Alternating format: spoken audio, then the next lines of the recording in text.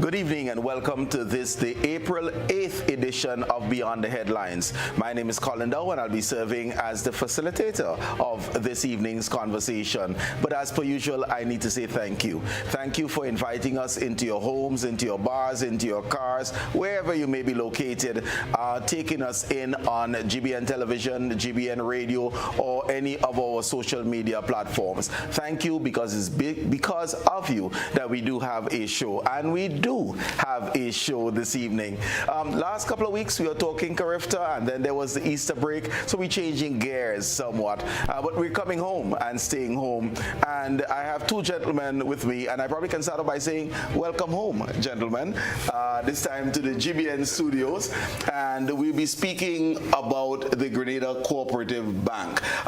Gentlemen, Darryl, I will start off with you, introducing yourself and certainly the portfolio that you're wearing here this evening, because we know you're wearing a couple of other hats. Yes. Well, thank you, Colin. Well, I'm Darryl Brathwaite from Tantine, and an old PBC boy, but currently at present I'm the chairman of Cooperative Bank for the last couple of years, and I've been a director for several years, and it's been an enjoyable experience, I must say, because it's an icon in Grenada, and it's one of the places that functions extremely well, I must say. So, you know, a lot of times in business you're firefighting for every day, but I find it's a place where you don't have that sort of chaos and pandemonium. Professionals at all levels, and it's a very reassuring place to be. I'm not saying that because I'm connected with it. I'm just saying that we know as a developer. Well, I would note that you said you were director for several years, but in terms of my math, when you start saying several, that is capped at 7. After that, you need to use another term, Darryl. Correct. So I know you've been a director for more than several years. Yes. And Larry? Yes, Larry Lawrence, Managing Director of the Grenada Co-operative Bank since June of 2021. And it's a pleasure to be here, Colin. Thank you. Excellent. All right. So, viewers, we're speaking Grenada Co-operative Bank, the legacy of Grenada Co-operative Bank, focusing on the 90-year history of the bank. And Darryl, I think there's a production coinciding with that 90 years that you'd want to share? Yes. It actually coincided with our 50 years of independence, but it's 90 years of Co-op Bank, and we produced a book because, you know, one of the problems in Grenada with heritage is that not a lot is documented. There's the oral tradition where we pass stories down verbally, and storytelling is nice, as Ricky Keynes Douglas would tell you, but it's just that we need to increase our documentation so that future generations can benefit and they can see in a pictorial sense photographs as well as text, because the storytelling tradition has to spread now beyond our borders, and the book is actually available on our website so that the diaspora could read the book. You know, we have some copies here which would be distributed to schools and libraries and so on, to give school children the first choice and the first advantage in having access to this information, but it's available digitally on the website, so everyone can access it, and we have to think that way now, globally and digitally. Right. Yeah. Larry, before we do that retrospective look at Grenada Co-operative Bank, please share with us who is this indigenous bank that we know so much about and probably know so little about. So, you know, speak to us in terms of your asset base, number of branches, client mix, that type of thing. So, the bank is interwoven into the very fabric of the Grenadian life, the Grenadian existence, I certainly want to say. We do currently have about 5 branches throughout the length and breadth of Grenada, Carriacou, Petit Martinique. And asset base is about 2.2 billion or so, thereabout EC dollars. So we are currently considered to be the largest commercial bank in Grenada and the third largest in the Eastern Caribbean Currency Union. Okay, all right. Who are the clients of Grenada Co-operative Bank? And if you could give a sense as to the client mix, I don't know whether you can, whether your numbers are off the top of your head in terms of that asset base, but, you know, Corporate Grenada, outside of Corporate Grenada, ordinary Grenadians, what's the mix? Right, so I would start a little bit with the past and come forward to where we are now. The bank, of course, started as the penny bank, and you consider the small man, so to speak. But having taken what one would consider back then to be a gamble on the small man, think of the small man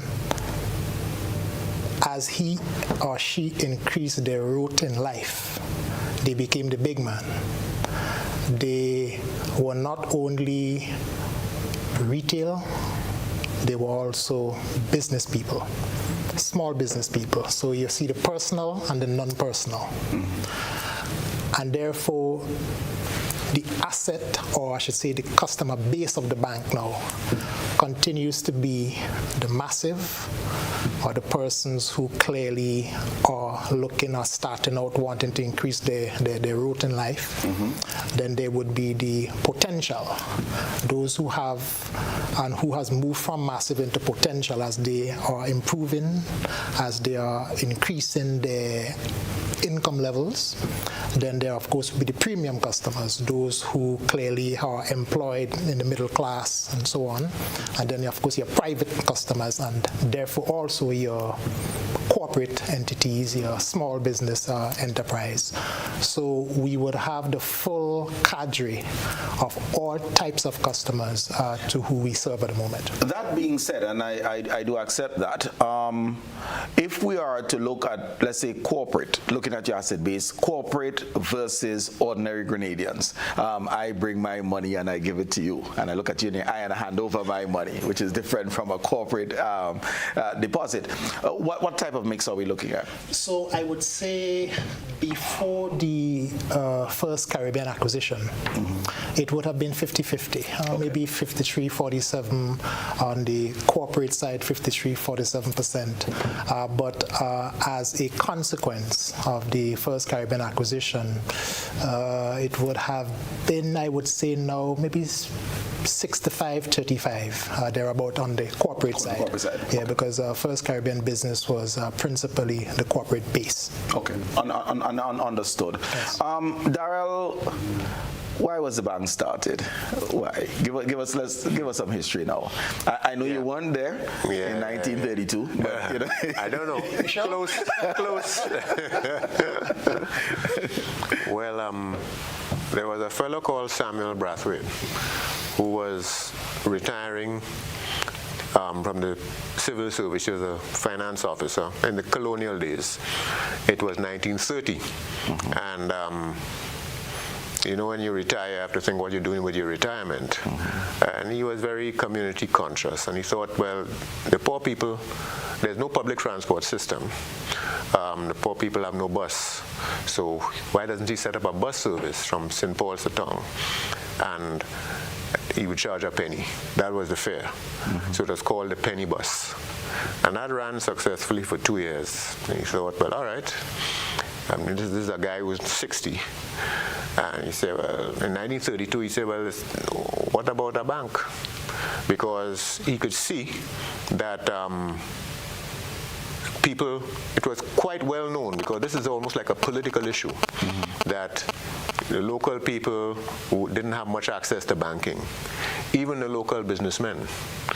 Because imagine that somebody of the stature of W.E. Julian decided he comes back as a war hero. He can't have a career in England because wrong color. Mm-hmm. And so he comes back to Grenada to try his luck, and then he can't get a loan from the bank because he started off as just a regular guy. He wasn't the great W.E. Julian when he returned. Mm-hmm. And I mean, for somebody from his background, he would be a very bankable person today. Right. But in those days, if you weren't a planter and you didn't have a couple 100 acres of land, the bank hardly want to talk to you. So so when Sam Brathwaite decided, all right, let's start a bank, and we're going to call it the Penny Bank, and just almost like a thumbs up to Barclays, who was Colonial Bank then, we're going to say we'll accept as little as 1 penny. And that's why it was called the Penny Bank, because a share was a whole dollar, which was a lot of money in those days, you know. But it was like a week's salary. But a penny was the transaction that the bank would record. So they gave the poor man a chance to start a savings account. So the penny bus, the penny bank. And so penny transportation, because the penny banking bus, and I know the penny bus didn't bus. It didn't bus. So that's how it started now. Of course, to start a bank, you need some capital. So fortunately, Sam's friends were business people. Williamson had a car business. He was a car dealer, Plymouth and so on. Fellas, then he had friends who were like lawyers, professionals, and so on. But he was the only one with finance experience. So he said, don't worry, we're going to start a bank, and I'll do the books. I'll manage the bank. And you guys just have to put your money in and be the board, you know, and be the shareholders, the initial shareholders, and we could all use our networks to try and build up the shareholding. So it started as the Penny Bank because the minimum deposit transaction was 1 penny. Who were some of the initial shareholders and supporters of the Penny Bank? Well, there were quite a few of them, but the most significant one in terms of money was S.A. Francis, who had this windfall and came here with a significant amount of cash. In fact, a lot of which he brought with him hidden inside of a piano, which when being offloaded on the pier, the crane slipped and it hit, and when it exploded, I have to say it exploded because it was ram-packed with money. The British officer was standing there nearly fainted. He hadn't seen that much money in his life. Right. But so you could imagine, S.A. Francis was able to become a major businessman and landowner in Grenada in a short space of time. Other people were Rennick, the lawyer, and there's right opposite the bank, you will see there's a law firm there. Lewis and Rennick. That is Lewis and Rennick. And hosting, there were quite a few. My memory is not that good with all those names. But they were basically the business of T. Noble Smith, you know, who was associated with the Bryden and Miners today. And so the whole idea of a movement for poor people, and I would use that terminology, seems to run through the DNA of the bank, more or less. And there is within the book a citing of the role and support of T.A. Marichaud. If you can share what his perspective may have been. I don't know that he was a large depositor, but what his perspective may have been. Well, it's funny when you think that what you have to do with a board. You know, you have to have a fit-for-purpose board. It's nice to just invite your friends and so on, and you think it's a social, but you actually, it's almost like a job interview. You're specifically handpicking people that you will bring a particular skill to the table. So, and remember that starting anything like a bank or a credit union or any kind of association in those days was seen as almost a political act. And people like T.A. Marichaud were very concerned. All of these guys who were the original board members, they were all like patriots who were concerned with the growth of Grenada, the building of a nation. That's what it really was. So this bank was just part of like a big nation-building program. So you could imagine they would have needed Marichaud. He was one of the first early legislators and so on, the Legislative Council. So you needed that kind of person. He has a newspaper. I mean, what more can you want? This is how you spread the word. And you just imagine that in those days, there was a strong anti-colonial sentiment. You wanted independence. You had a First World War where fellas from Grenada went to fight for Britain, just to try to get some respect from Britain that Britain would give us more as a colony. And then you have the Second World War coming up. And every time these wars occurred, there would be demonstrations in town, for instance, in George's, where local Grenadians would be saying, our boys shouldn't be going. And others are saying, yes, they should go because that is how you get respect and recognition from the mother country and all of this. So there are a lot of politics. Everything that was done in those days was just like a mission, even right up to the days in the 60s where you're creating CARICOM and all of these things, Federation. These were all intellectual wrestling matches with the colonial powers who were relinquishing their grip on you slowly and reluctantly. Right. Yeah. Larry, what are some of the highlights of the bank in the early days, as you reflect on your own history as an institution? So, firstly, that the founders were brave enough to try. Let's give some context to the time, 1932, July. In the midst of the, at the time, worst economic recession. And to believe that we can try, to believe that this can work, is, I think, a highlight in and of itself. Right. And having started, you spoke a little bit earlier about T.A. Marichaud, for example, and the role he played. Another highlight certainly for T.A. Marichaud would have been that he was for service. He didn't become a big and major shareholder of the bank. I don't know that he sat on the board initially, but certainly that he wanted to throw his muscle behind it, his political capital behind it. So in part, him being involved, him being one of the publishers, I think certainly at the time, it would have caused a lot of persons who banked on him and his integrity, so that they themselves, took a chance. And to add a little further, Chair would have spoken to a lot of the major shareholders, but I can add a little bit to the so many other shareholders who came with their pennies, who came to purchase shares, right, to deposit and also to purchase shares. If you look at, within the book, what's chronicled well is how many shareholders from St. John's, how many shareholders from St. Andrews, how many from St. David's, of course, how many from St. George's, and so on. So it's to say that that was certainly highlights in the very early years. And to survive the economic downturn, to start and to thrive in those circumstances speaks to the resilience of the bank.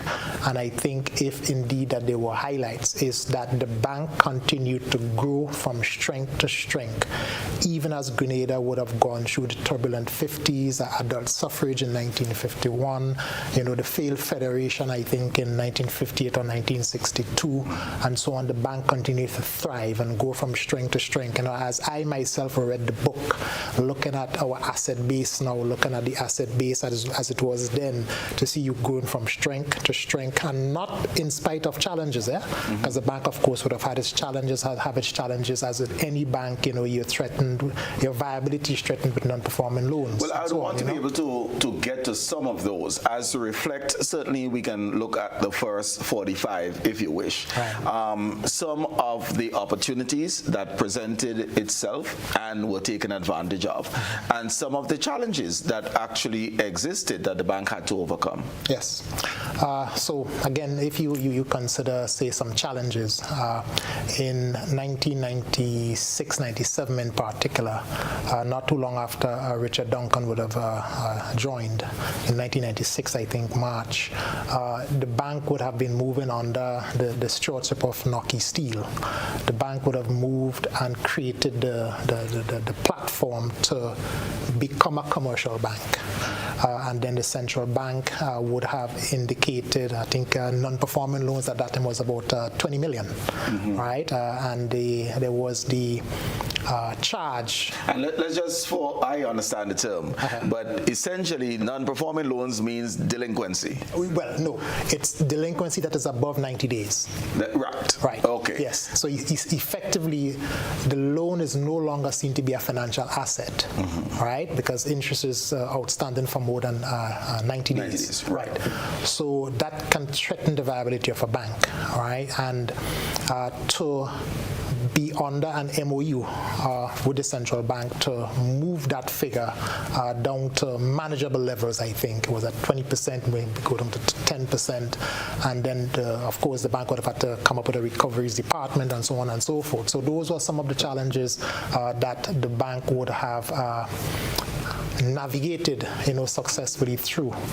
But in terms of opportunities, I would have taken a customer to lunch sometime last year, and one of the customers who'd been there for a long time, and of course, what he's saying, thank you, and so on and so forth, I said thank you to him, because in part is to say that if you are here with me now, you have satisfied all of your obligations and continue to satisfy your obligations to the bank up to this time. So it is because of you that the bank is successful. Right. So whilst, of course, the bank would have given poor loans for poor credits, would have been poor systems in place and so on, with the onset of being a commercial bank and the ECCB coming on board, the bank certainly would have moved in the directions of putting proper systems in place, being able to recover quickly, from challenges which would, Mr. Chair just now spoke to, just a well-run institution, So I think those are some of the challenges, and indeed making them opportunities. 2008, when there would have been the financial downturn, the bank would have recorded, I believe, its first loss in 2012, and then beginning to see from 1997, when non-performing loans were quite high, wrestled that to control sometime by 2003 or so thereabout with the successful implementation of the recovery scheme. But again, following on from 2008, there are some things you don't control. Seeing that non-performing loans start to go back in the opposite direction, putting and being able to wrestle that under control is a testament, to the resilience, to putting systems in place, that we are in this position now to be sitting myself and chair, to be able to speak, about a thriving institution. Okay. Darryl, speak to us a little bit of the history and hence culture of that penny bank. And I'm going from the perspective of, yes, Larry spoke of the non-performing loans that were in the range of 20 million. But was that poor management, or was it an investment in people and recognizing who the client base was and hence taking a chance on those individuals to make good? And where does the balance lie, really and truly? Yes, I got you. Well, you talked about the challenges. Let's talk about the earlier challenges. I want to start by saying that, remember, the poor man who bought his $1 share, which, like I said, was about a week's pay, that share didn't stay in a drawer somewhere, It took a position of pride, of place in his living room. He framed it and put it on, because it was a political statement. Everybody who came into his house knew now that he had an asset. He was a banker. He could pass on to his children. And, imagine that people who have been deprived and they finally get a chance to have a sense of ownership and to own property or to own anything. So the initial investors or shareholders, I'm talking about the common man, the average man, he wasn't looking for a dividend. He was looking to make a political statement on something that would instill pride in himself and in his family and his neighbors, everybody who saw the share on his living room wall. Now, the problem when you start a business like that, though, is that you can't pay anybody to run it. So here you have a retired man who starts this in 1932. And in fact, because it was by 1934, he was married to St. Lucia and Maud Brathwaite, who was running the boys' hostel at GBSS. You remember? Some of you people might remember her. Right, yeah. Some people might remember, don't they? Yeah. So imagine now that her father, who's a St. Lucia businessman equivalent to kind of like W. Julian, says to Sam, who by the way is a great uncle of mine, why you don't come over here and help us do the same thing? So he goes to St. Lucia in 1937, spends a year there and sets up the bank, the St. Lucia Co-operative Bank. Okay. And he comes back here. Now, the problem now is that he cannot find, he's a retired man, it was an idea. And he said that he will carry it for as long as he could. But the whole idea was to hire a manager, and you can't hire a manager because you can't pay the salaries required for management level people. So he had to continue as a retiree now, working there for 15 more years, right, till 1947, and getting his relatives, little nieces and cousins and things, all like Muriel Glean, and so was married to Eric Glean, you know, Glean's Garage and so on. She was a Copeland from Satyrs. So housewives like her to come and help him by becoming secretary and doing some of the paperwork and this kind of thing. And for a long time they couldn't find a manager, and our managers would come and leave because it was like being a missionary. You do all of this work. This is the hardest time when you're trying to get it off the ground, and it could collapse any time because no financial strength yet. So that was a challenge. And even when you heard stories from Nocky Steele, who was there from like the 60s on, he said it was the same thing for him. He was hired as a young man. The board couldn't help him then because they didn't have that banking experience yet. So he there had to make big decisions on his own, and he's just a kid, you see. And so that went on for quite a long time, and it's only, you would say, in the 90s, and it reached a point where RBTT Trinidad made an offer to buy over Co-op Bank. They said, but you guys going nowhere. I mean, you're going to fail sooner or later. You're struggling along, you're limping along. You may be growing, but so slowly, not fast enough to make a difference. And fortunately, the board, and so very patriotically said, no, we are fine. We could manage. We're going to fight our way through this. So they stayed on, and it became an icon. I mean, Caribbean people love to identify with something that has been a success. And for a long time, we supported Liat. We love Liat. They could leave you in the airport and all kind of thing, and you're not sacking them because you say, no, boy, we had to support this thing. This is we airline, So the feeling towards Co-op Bank was like that. To carry you through to the point now where people could relax a bit, and look for the benefits now, because now you're starting to look for things like dividends. But in the early days, you just wanted to make sure it survived and it stayed there to represent your success personally and as a nation. Okay. Just before we take our first break, Larry, you mentioned as you looked at the early depositors, they came from all over Grenada. Who were they?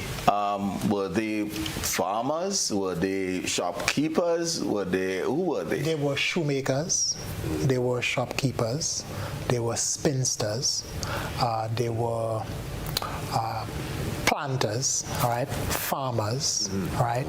All walks of life. It was a badge of honor to own or to deposit or to have a bank account, right? Because back then you could not afford, based on the wages you earned, to accumulate, a shilling or a pound to open an account with Barclays or Colonial Bank at the time, or RBC at the time. So they were from all walks of life. Farm worker, of course, the talk went through the villages, that, listen, this is what I own, and others wanted to follow and so on. And I think Chair mentioned Arnold Williamson. He was one of those who owned a motor vehicle, I do believe, one of the earliest ones. So he traversed, the nation, trying to drum up, shares, persons purchasing shares, for the bank. Okay, all right. Viewers, we're speaking about the legacy of the Grenada Co-operative Bank. We certainly will be delving in more recent times, the impact that the bank has had, and much more after this break.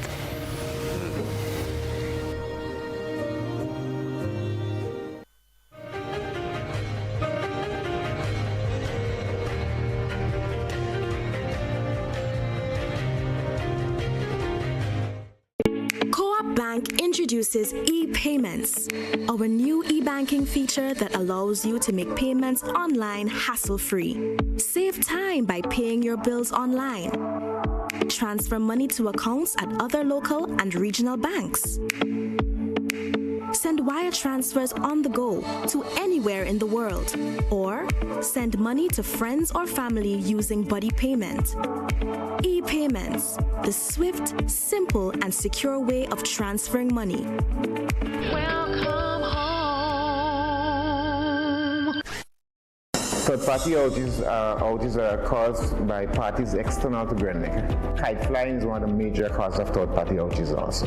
Kite flying over the years has proven to be an issue that has created many outages on our systems. This Easter, Grenlec would like you to keep your kite in sight. Use an open area with no overhead power lines. Avoid personal injury through electric shock. Avoid damaging property and causing inconvenience through power outages. Enjoy tradition safely. Avoid damage and injury. Grenlec, energizing our Grenada. How do you choose your toilet paper? Just because it's soft and nice. That's how I choose my toilet paper. Made right here in the Isle of Spice. Cherish Springs off Harbor Bay. Super value every day. The price is right and locally they're made. Support local when you purchase Cherish and other quality brands from Grenada Paper Products. On Saturday, May 4th, there will be a shift on the island as the biggest grilling fest in Grenada moves to the big parish. The Maggie King of the Grill competition is at Progress Park, St. Andrew. Come taste the most sumptuous creations from the grill as top chefs and food enthusiasts showcase their culinary skills. Maggie King of the Grill is a festival like no other with live soca music, fun attractions, and games for the entire family. Then from 6 p.m., get a chance to win up to $5,000 cash and bingo. Interested vendors and grillers should call 456-3454 to register before March 31st. It's the Maggie King of the Grill competition at Progress Park, St. Andrew. Gates open from 12 noon. Bring your appetite and stay tuned to this station for more details. The story of Grenada is the story of Co-op Bank. A story of humble beginnings, steady progress, persistence, and people, Grenadian people, making things possible. This 50th year of independence is special, and we want to help you make it memorable. Bank on a bright future with Co-op Bank as we celebrate more than 50 years of partnership with Grenadians. Take advantage of 100% financing to buy land, purchase, or build your home, or make those home upgrades. No loan fees, no legal fees, and low interest rates. Drive into 50 and beyond with 100% financing on new vehicles and get 50% off loan fees. Celebrate you. Celebrate Grenada. Make this year one to truly remember with special financing from Co-op Bank. We're the Bank of Grenada and the bank for Grenadians. Visit our website for more information and apply for financing today. Welcome home.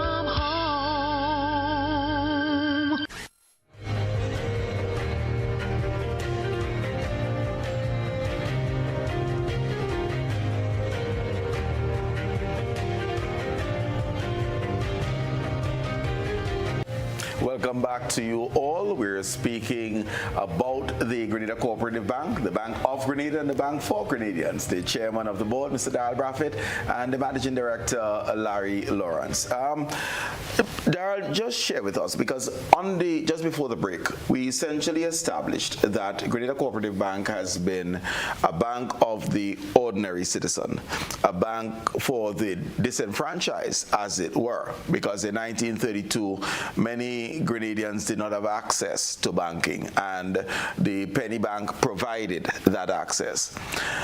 As we fast forward 2024, what are some of the grounding principles that led to the establishment of that bank that as chairman of the board, you would say to the managing director, no matter what happens, we're not going to be varying from this? What are some of the things that as a board, in terms of policy directions, that you would like to see being maintained because it is part of the DNA of Grenada Co-operative Bank? Right.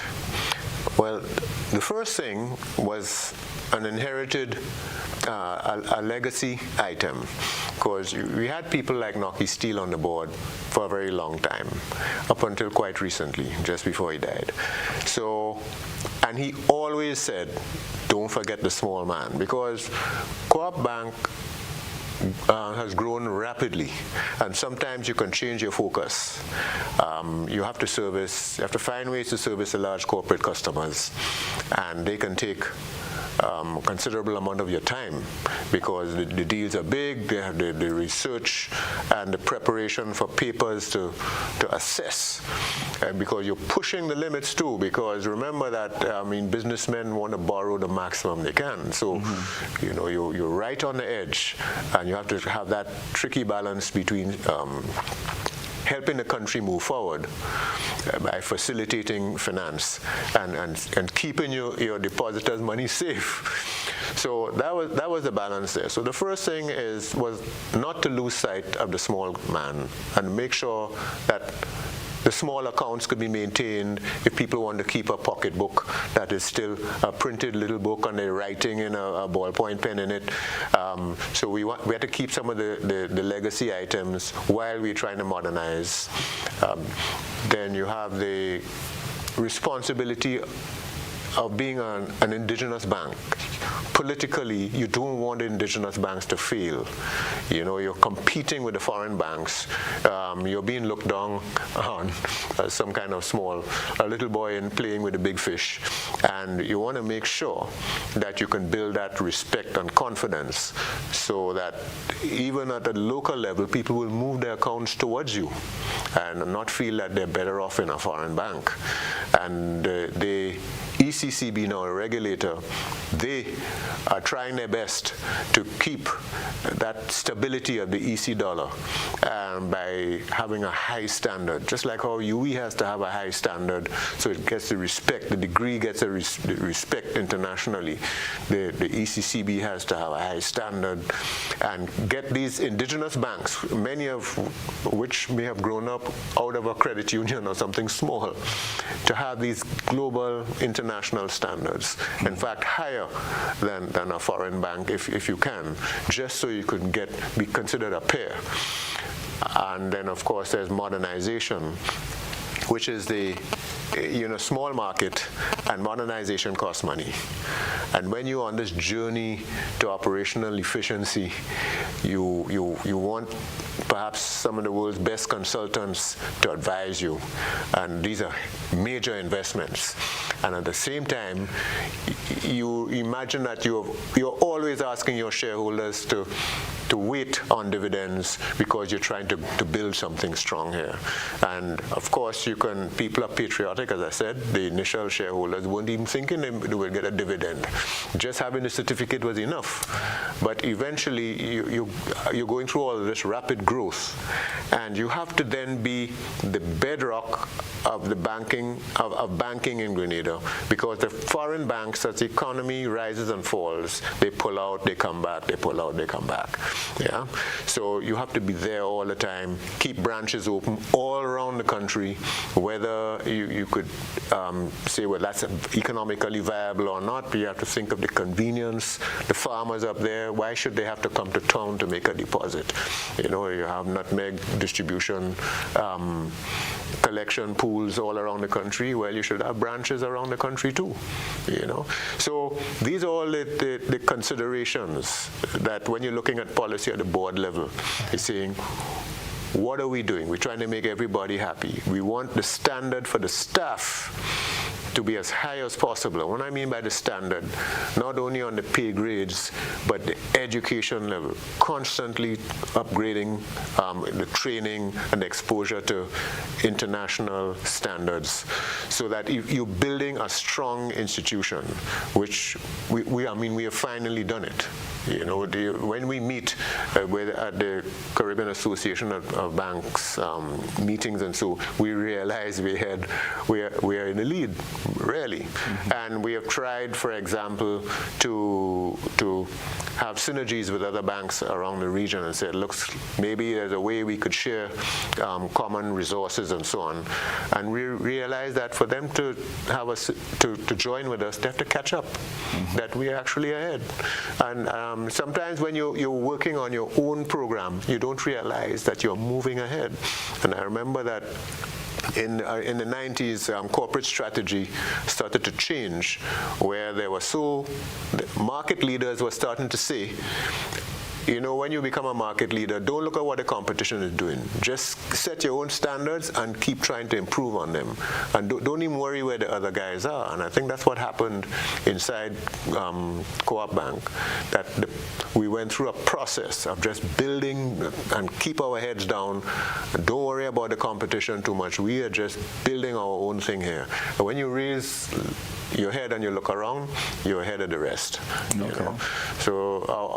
So when you talk about policy, it's a matter of balancing all of these things. Mm-hmm. And in fact, as I'm getting back to the small man and the small businesses, and so we have a nice surprise for the public later this year, you know, and you will see the advertising tone start to change, and you know, the offers we are making, especially now that we are systemically significant to the economy. I mean, we don't want to become a development bank. That's not what we're here for. But development of the economy is becoming more of a responsibility. And the governor of the central bank, he wagged his finger at us and told us that, you know, last time he was here, you guys, I want to see this economy growing. And he's looking at us, you know. So this is the mix of policies that we have to consider. We try, and you can't do everything at the same time, but we try to make sure we're not leaving any of these things out completely. Right. Larry, you have been in the banking industry for quite some time. In 2021, you returned to Grenada. As you returned and took on this role in Co-op, because when you left Grenada, you were at a different institution. As you took on this role, what are some of the things that are ingrained in the culture of Grenada Co-operative Bank that you're most proud of, and certainly as MD, you'd want to maintain despite any of the external pressures that may exist and the changes that may be happening within the region and worldwide? So, firstly, ensuring that everyone have access to financial services. So everyone should be able to have access to financial services at a base level. Second, return of depositors' funds, not return on depositors' funds. So therefore, never should we place depositors' funds at so much risk because we need to get a return on the funds.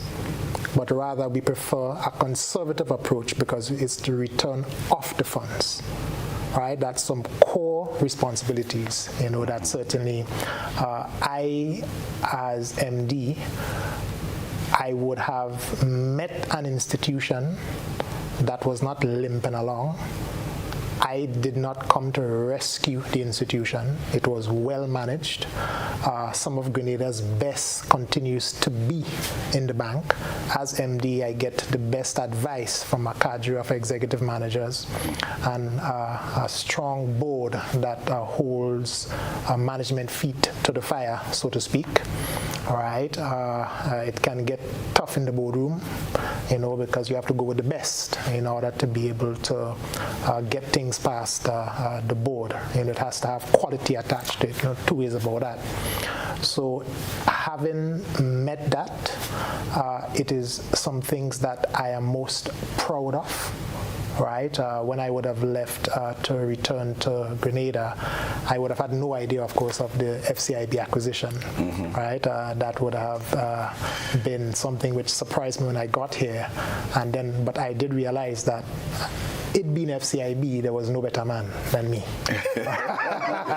To be at there was some inside information. Yes. At that time, Right. Yeah, so certainly those two things, return of depositors' funds, that's core.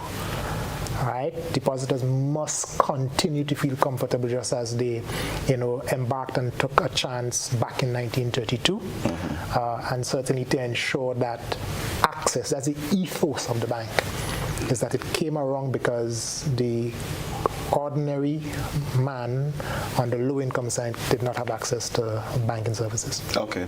And I'll put out to both of you, because Darryl, I'll start off with you, but because you alluded to it. Reflect on the bank's contribution to Grenada's economy over the last 90 years. Some of the things that you believe as an institution you did, which may have been in support of other financial institutions or just different from other financial institutions, but critical to Grenada's economic development. Right. Well, I think most people agree that one way to grow an economy is to support small business, because it employs a lot of people and it gets people into an independent financial state. And I think that the Co-op Bank, imagine that you have a manager who knows nearly everybody in the country, personally. And you have a board the same. So it means that because of that additional knowledge you have on a personal and a networking level, you can just go that one step further down the road with your customers, because you know where they live in, you know them, you know their background, you know what their family reputation is. So you could do a sort of character assessment, and you can partner with them and say, look, we're going to hold your hand along the way a little bit here, but promise me you won't let me down, kind of thing. So it becomes quite personal. And I know that part of the success of Co-op Bank was when the foreign banks started moving their decision-making overseas, it became less personal. And you could imagine you sitting down in Bridgetown or Port of Spain and you have to assess somebody here. You don't know them. It's just numbers on a sheet. So a lot of people actually moved over to Co-op Bank because they felt comfortable. They know that they know everybody on the board is sitting right there in St. George's, and they would have be a little more flexible and understanding, and those invisibles that are there, like character assessment and so, that are very hard to put a figure on, but it makes a difference in looking at extending credit and so. So I think that's the important thing, that we also know that we can't pull out. We have nowhere else to go. You see, this is it. We have to make it or break it here. So for us, the economy has to survive. And there were times in the past where government wanted an increase in overdraft. And of course, you could say it's easy to say sovereign debt is you must get paid eventually. But we also know that sometimes there are haircuts. But just a simple thing like just always being supportive of the government and their financing needs and the economy. These are things that make a difference. And if you're a foreign bank, you could leave when things are not so good and come back when they are, and close branches somewhere remote and make people have to catch bus to come to town. Because your bottom line is not so much corporate citizenship, it's just profit. So that's the difference that we make. Larry, as we reflect on the contributions to the Grenadian economy, what are some of the things that comes to mind? And Darryl spoke of risks in inverted commas that have been taken. Are there any success stories in terms of partnerships that you would want to share or can share? Yes, so I would come forward historically a little bit. Born in 1932, between 1940 to 1950, I think there were about 7 wage increases for farmers, farm workers, farm laborers, plantation workers, and that of course created some cash in the system where, okay, you have an account with the penny bank, that's where you came, so that of course you were afforded loans. So part of wanting to improve your lot in life is access to capital, which the bank would have facilitated. Those are persons who had no opportunity to open a bank account, much less get a loan. So clearly the bank would have made decisions, having taken a chance, having taken a risk to provide banking to these persons. These persons know their economic fortunes improve in whatever way, and then that created then the opportunity for, if you consider the bank thrift and industry, thrift because you're saving, the intention clearly is to improve through having better financial management, having saving, putting aside, setting aside, managing your finances, so to speak, in whatever way you can. So that would have infused, of course, if you consider, again, let me not get too complicated, but if you consider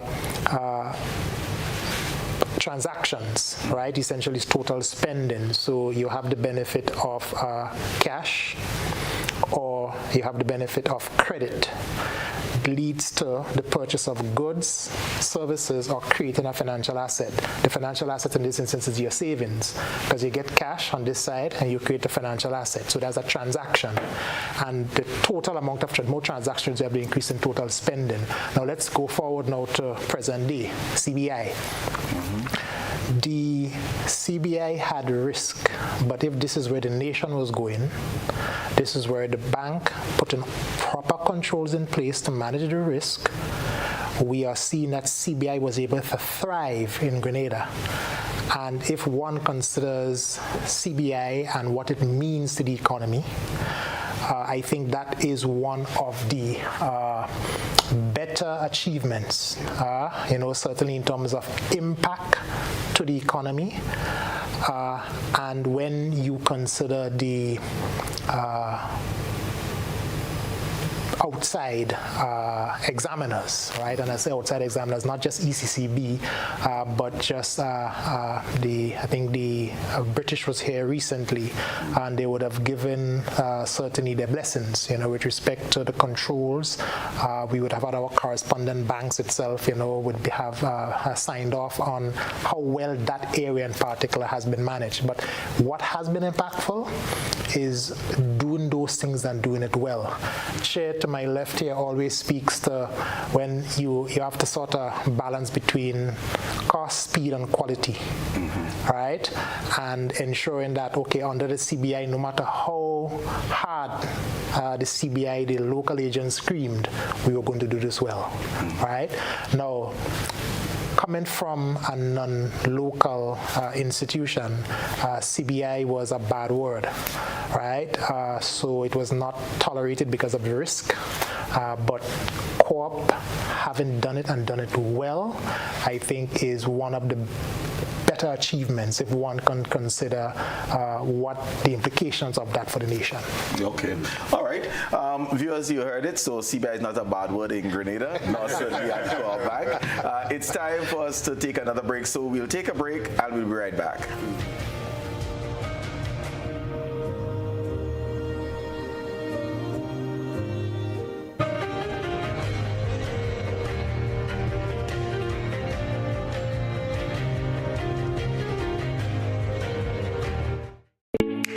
Bank introduces e-payments, our new e-banking feature that allows you to make payments online hassle-free. Save time by paying your bills online. Transfer money to accounts at other local and regional banks. Send wire transfers on the go to anywhere in the world, or send money to friends or family using buddy payment.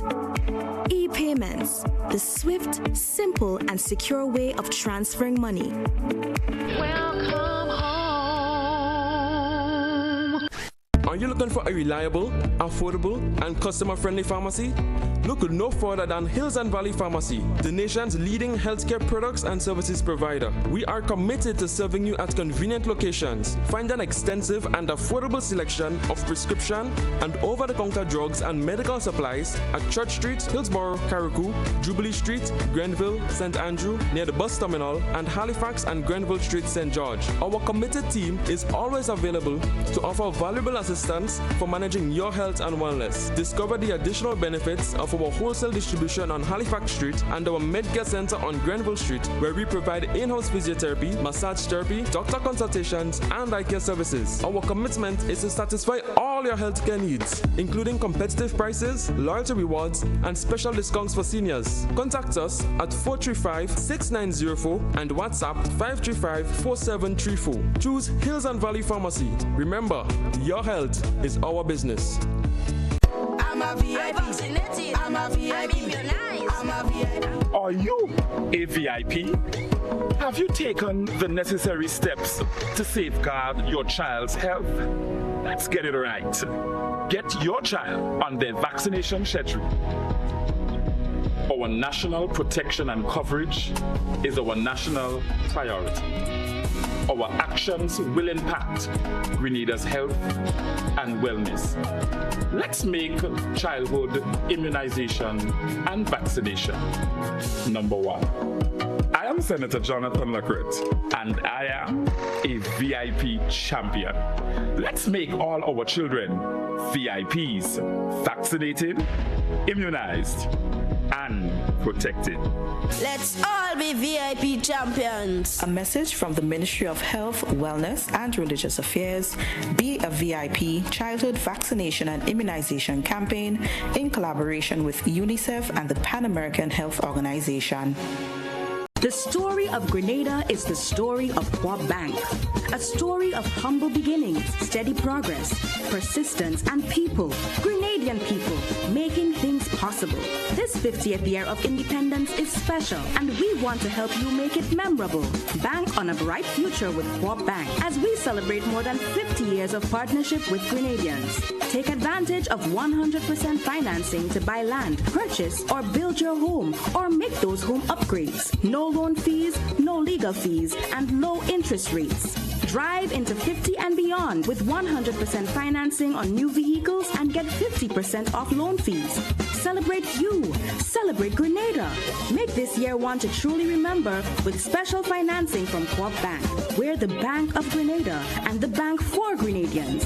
Visit our website for more information and apply for financing today. Welcome home.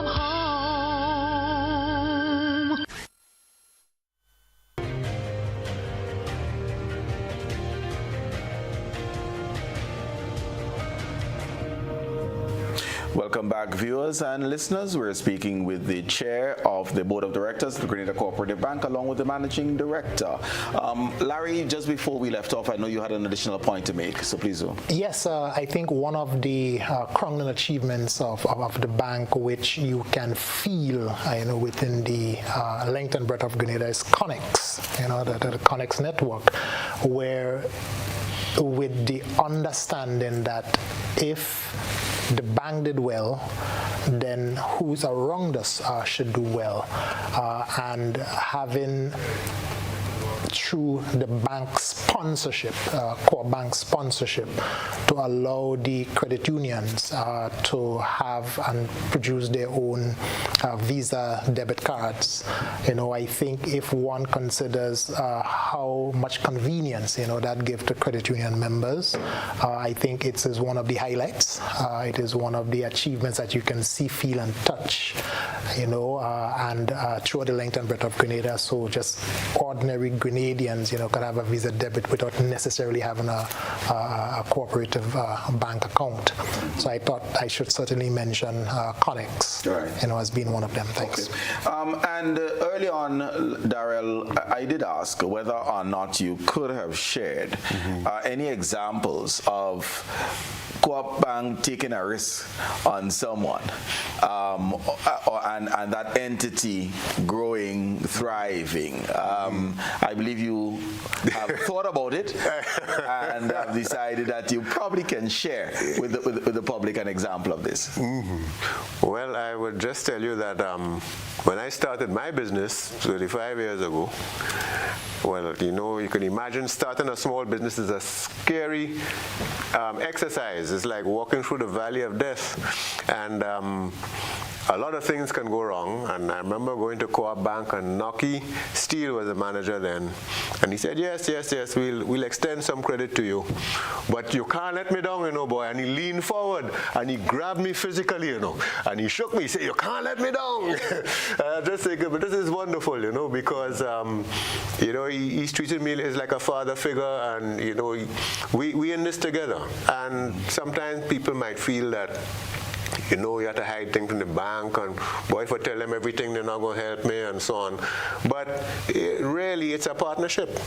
You're asking these professionals to stick their neck out for you, and they're hoping you don't let them down. And I spoke to quite a few other young businessmen at the time, and they said, they had a similar experience, that just this personal knowledge and this father figure that the bank and people like Noki and so presented was a wonderful thing, and a bit of encouragement when you're going through your trial by fire. The first 3 years of a small business, like I said, it's like Gaza, Yeah. So this is a social need to have a bank that would help you like that. The critical years where everybody is exposed, right, including the bank and the bank manager's reputation. Yeah. Okay. Larry, have you shook anybody recently and said, you can't let me down? Does that exist in 2024? Yes, it does. Yeah. What you find is that you tend to have a following, right? The loans officers, the relationship managers, it's a personal relationship.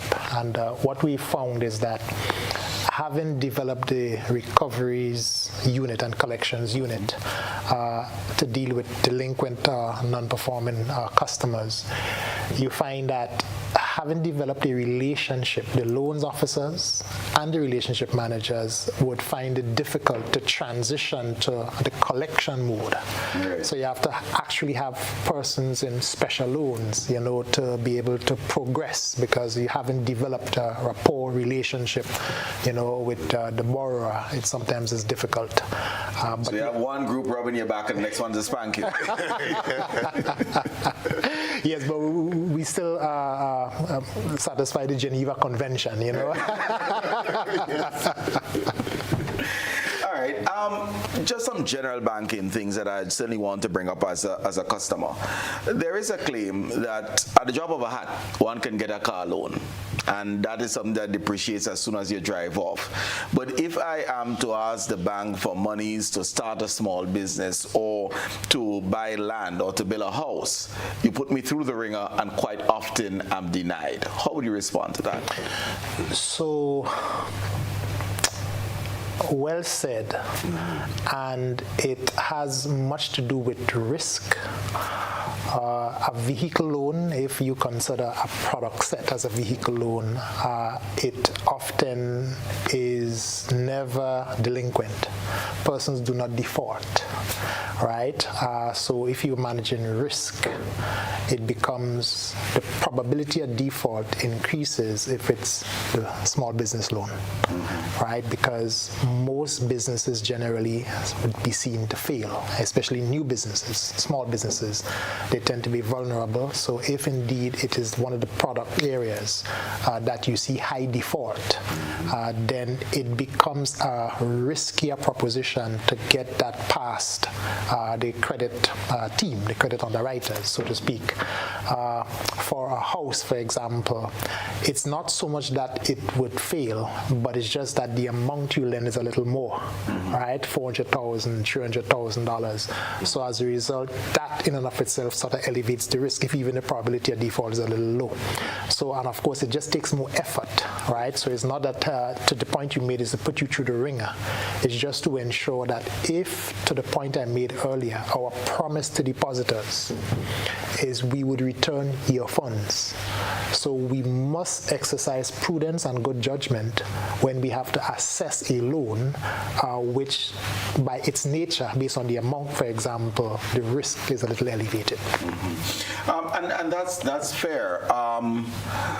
Do you have, through your relationship managers and loan officers, that level of flexibility of the take the chance from the days of a knocky steal? I'm not saying that you need 20 million in non-performing loans, but the idea is that one invests in people, one invests in the idea, even if it's little Johnny from Lafayette.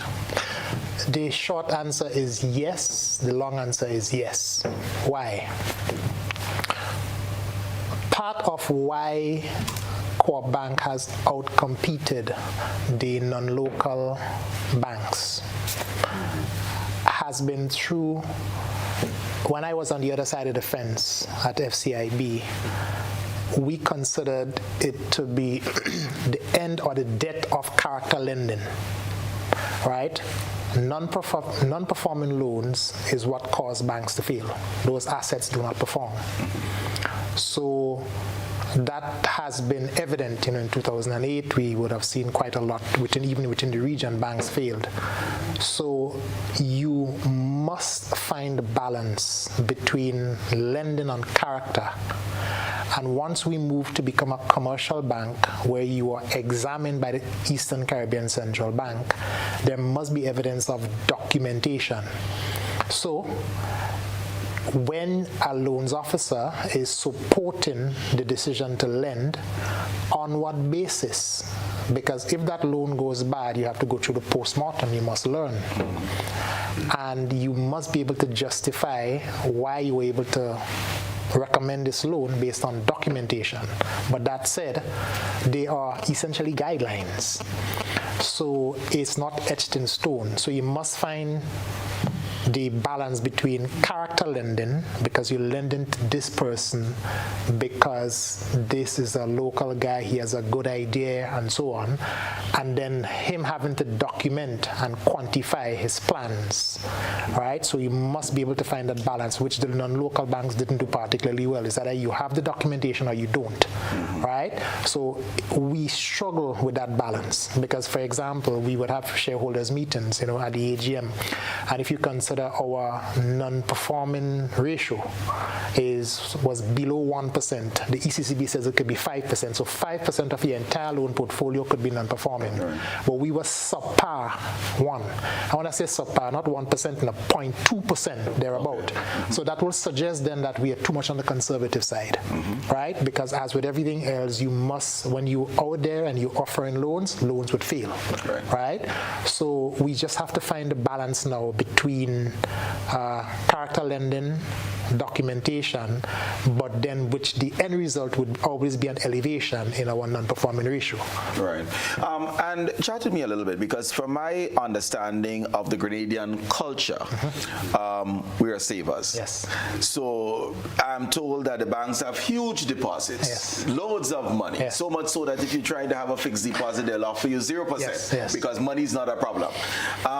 What are you doing with all this money? And yes, you'd want to be able to return monies to your depositors, but at the same time, how are you making this money work for you, work for the bank, work for your shareholders, and ultimately allow you to be able to increase that risk ratio for people coming to you for loans for development of themselves and their country? So it's the quality of the financial assets. So we do have the confidence of the public, so they place funds with us. So the two principal assets are in loans. That's now probably about 800 or so odd million, heading towards 900 million, I believe, in terms of total loans, if you consider you have $2 billion worth of deposits. Right. And the remainder, what we do is to place it in the regional market, investments market, and also the foreign investments market, so that we do get a return on them, but always with the view of it being conservative, so that it's not placed at risk, but that we would have the return of the fund. So we do have a very conservative posture as it concerns how we deploy depositors' funds. Is there a move to provide Grenadians with additional access to loans, especially small business loans, whether it is through educational campaigns, training by way of appropriate documentation that can satisfy the risk managers that would allow you to be able to defend why you are making this character type investment on what should be a sound business plan? Right, so the chair would have spoken a little earlier with respect to later this year we will be coming with something that I think the public, especially medium and micro small enterprises, would appreciate, where the view is that there are many small to medium sized enterprises, and we should therefore focus on them, have a particular product set that speaks to their particular need, and also have credit policies that also speak to their particular need. Chair, you asked me earlier about a small business person comes into the bank and wants a $30,000 loan, as opposed to an employed individual comes in and wants a $100,000 vehicle, right? What does the loans officer do? Of course, it's the $100,000 because you meet your targets with least efforts. The 30,000 requires a whole lot of effort because of the risk, of default. So if we design, a product that caters to that particular segment, I think it fulfills our ethos itself of wanting to give access, but considering the failure points of that particular segment, because they don't lack the operational excellence in terms of the idea, right? What they lack is to make payroll, they lack to manage their finances, they lack marketing skills, right? They lack accounting skills to be able to properly quantify and record, their daily receivables and so on. So it is essentially to cater to them by focusing on the areas where they tend to fail, but and give them the support, there. So that will be coming, I think, towards the middle of this year, that we would be launching that particular initiative. Okay, I'm happy for that preview because the chair was very tight-lipped, but I'm happy for that preview.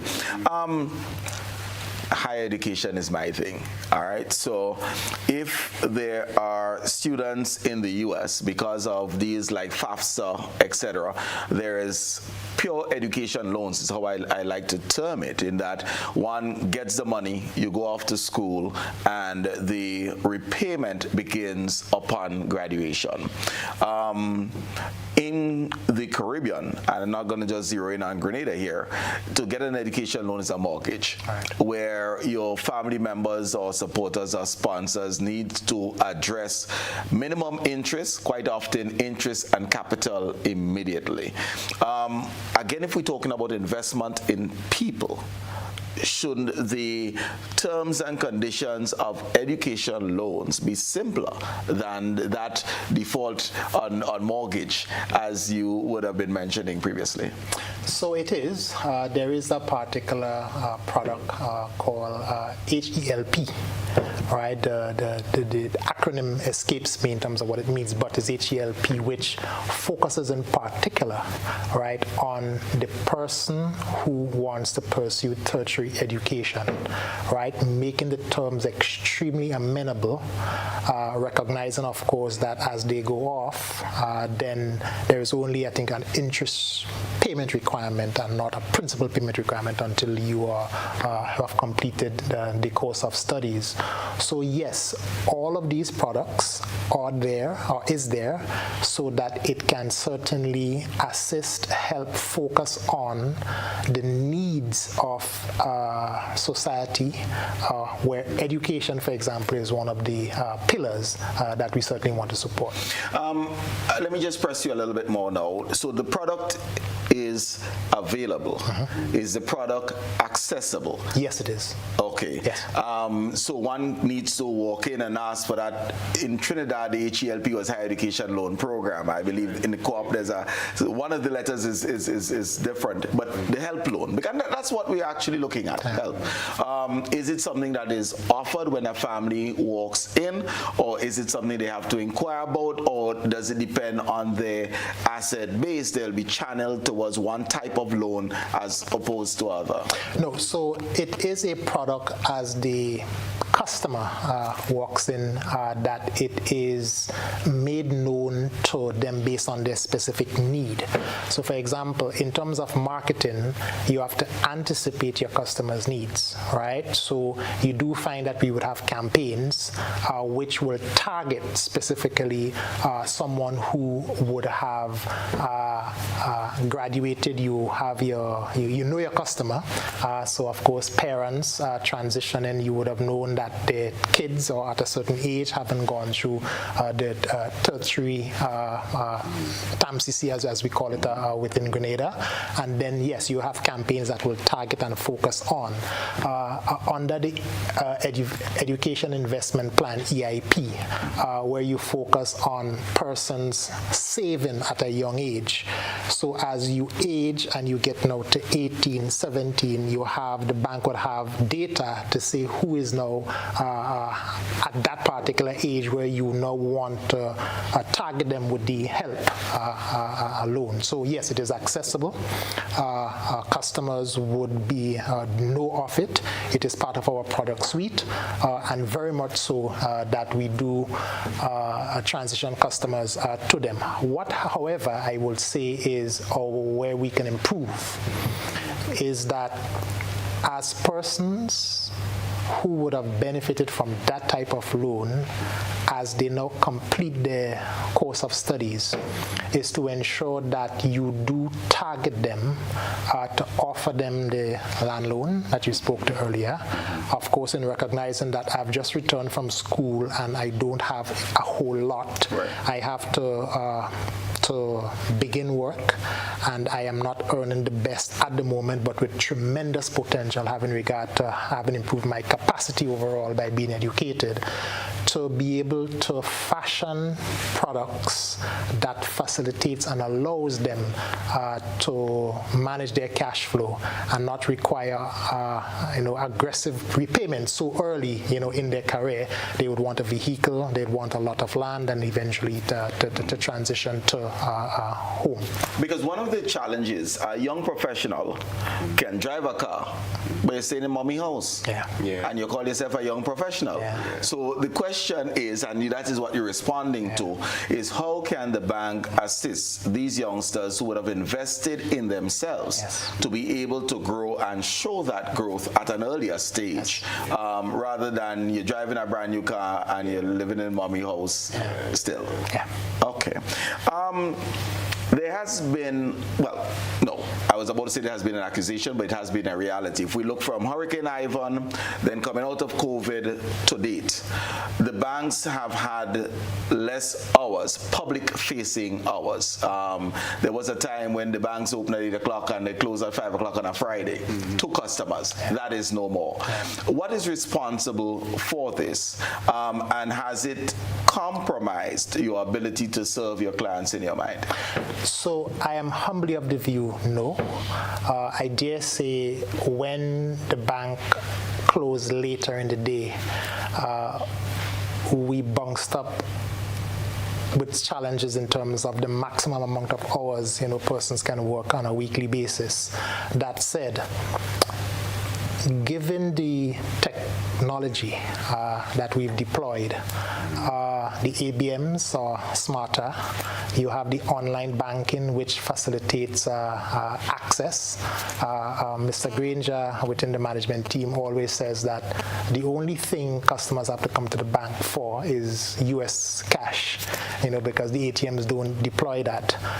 So clearly, having afforded so many channels that allows customers to have access to banking, then it was felt that that justified and supported that we could maintain the reduced hours. Okay. Do you believe we'll come to a point where I can go to the ATM and choose EC or US? Yes. I think that's distinctly possible. In fairness, one can say that it's not heavily demanded by virtue of the fact that you have the credit cards, the debit cards, which allows when you travel. There's not a heavy requirement for a whole lot of cash. But certainly one can imagine. Certainly on the airport, for example, you'd want to have the ABMs that can do dual currency. Will we see a return of an ABM at MBIE? I can say under consideration. So we can, our seeing a return is under consideration? Yes. Okay.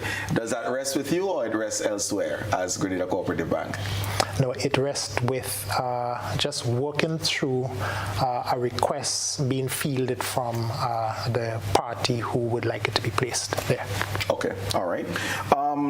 Just speaking of the customer interface again, there are some entities that apply a 3% charge when one is using their credit cards to pay a bill. Any idea as to why this is? Any of you can respond to this, because it seems a penalty, because we just talk about the access, the use of the credit card, the convenience, etc. From Connex, the credit unions now have the Visa. You provide the access, and there seem to be in some places a 3% penalty for utilizing such. Why is this? Right. So that's not permissible by the card associations, such as Visa, MasterCard, Discover, American Express. So merchants who employ that particular method do it at their own peril because it's not permissible. What do we do as a customer when we're faced with this? Do we protest? Do we walk out? And the police can come for us in that gate. But what type of recourse do we have as customers? So the suggestion is always to, of course, report it to the particular entity, that it's not permissible. But it's always useful that the bank which is acquiring that particular merchant. So acquiring just means that we would have issued, or the bank would have issued the machine to that particular establishment. If a report can be made to the bank that would have been the acquirer of that particular merchant, then we can certainly, the bank that is, can have a conversation with them. Okay. All right, gentlemen, time is quickly moving along. We need to take a final break, and then we come back up with our wrap-up comments.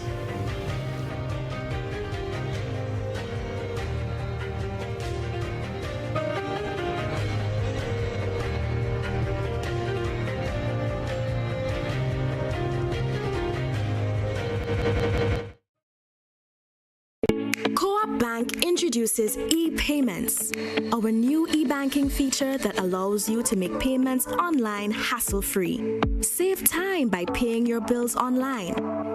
Transfer money to accounts at other local and regional banks. Send wire transfers on the go to anywhere in the world, or send money to friends or family using buddy payment. E-payments, the swift, simple, and secure way of transferring money. Welcome home.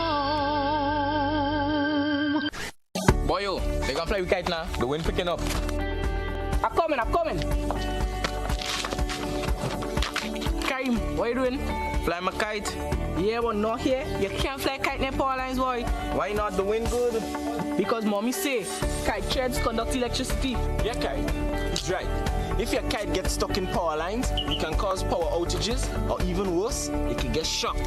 Come, let's go and fly them in the pasture. Yeah, that makes sense. Grenlec, energizing our Grenada.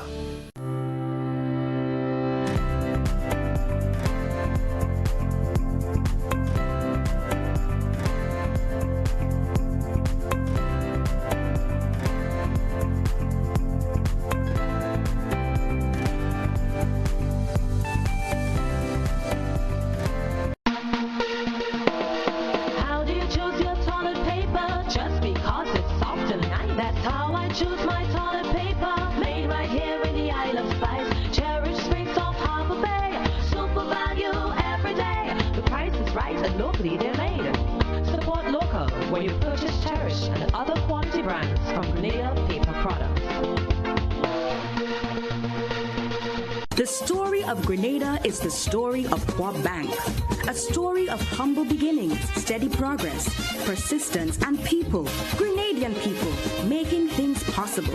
This 50th year of independence is special, and we want to help you make it memorable. Bank on a bright future with Co-op Bank as we celebrate more than 50 years of partnership with Grenadians. Take advantage of 100% financing to buy land, purchase, or build your home, or make those home upgrades. No loan fees, no legal fees, and low interest rates. Drive into 50 and beyond with 100% financing on new vehicles and get 50% off loan fees. Celebrate you. Celebrate Grenada. Make this year one to truly remember with special financing from Co-op Bank. We're the Bank of Grenada and the bank for Grenadians. Visit our website for more information and apply for financing today. Welcome home.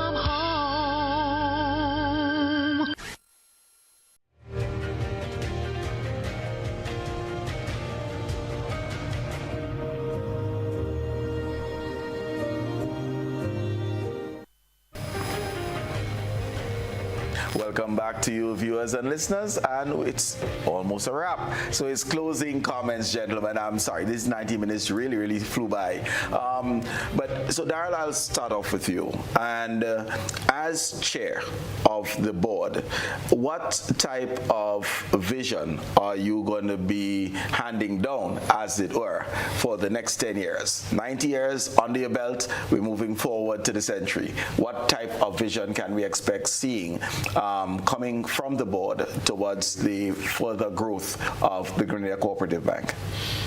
Right. Well, I'd say helping customers help themselves, because we see the advance of technology, and of course we have to introduce and coax customers into more use of the technology.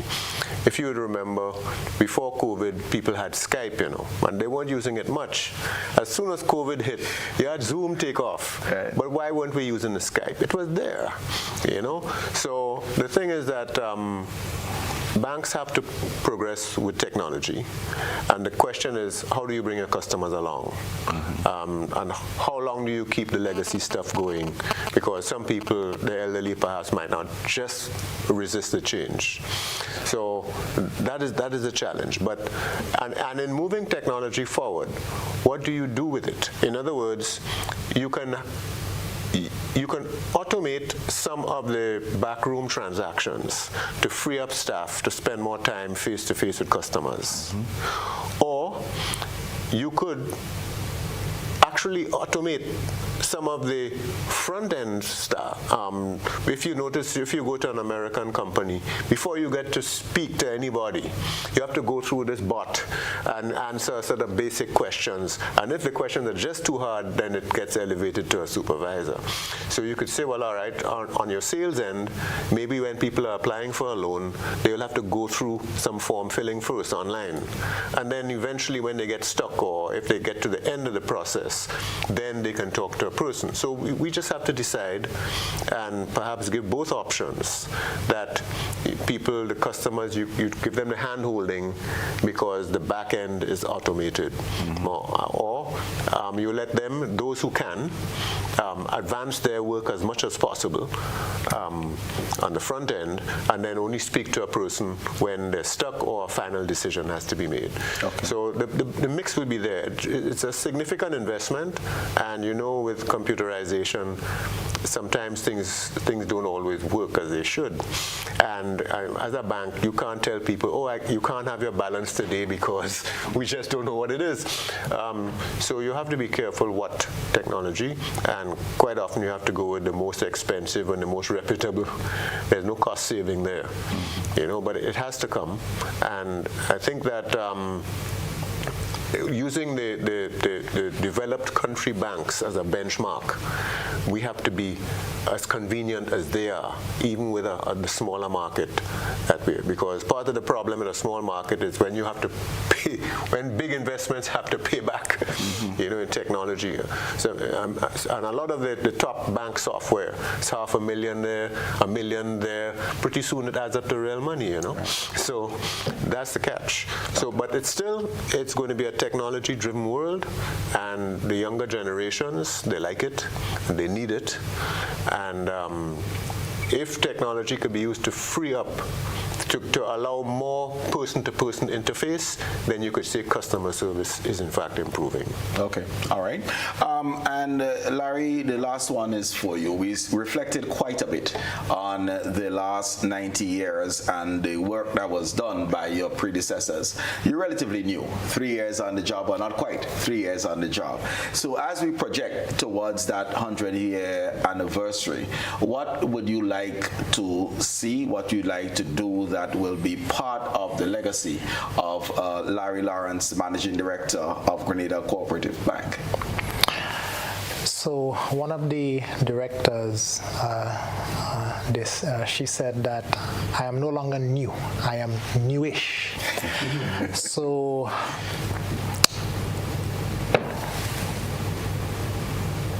if one considers the book which chronicles a story,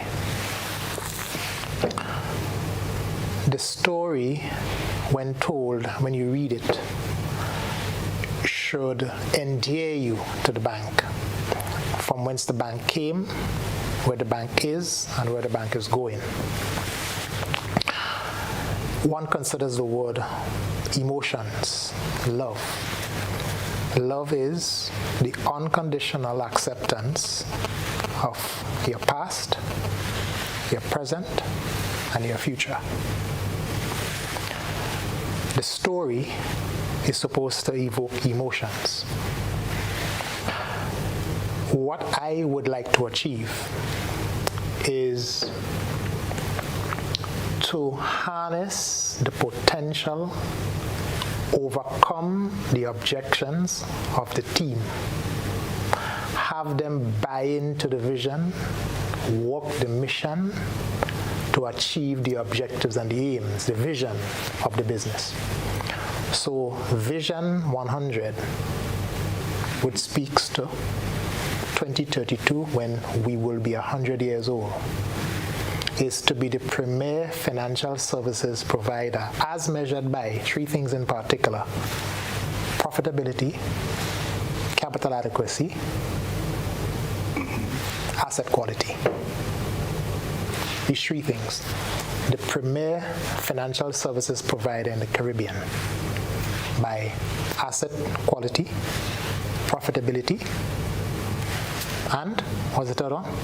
No, I just know. I focus on Caribbean because you moved away from DCC, and I thought that was an important legacy and focus. Yes, so within the Caribbean, yes, because of course, we are the third largest at the moment, and within as measured by these metrics, right? It's just to say that this is where we headed. We want to be doing that by 2032. We call it Vision 100, right? Vision 100, Mr. Darryl Brathwaite, Chairman of the Board of Directors of Grenada Co-operative Bank, Mr. Larry Lawrence, the Managing Director. Thank you, gentlemen, for joining us and sharing about what some may claim is the sweetest bank in the land. Your emblem is a honeycomb, right? So, and to you, our viewers, it's been an absolute pleasure sharing with you this evening and learning more about our indigenous bank, the penny bank, the Grenada Co-operative Bank, as they celebrate 90 and march on to Vision 100. And I look forward to having you join us again in 6 days, 22.5 hours. Good evening to you all. God bless.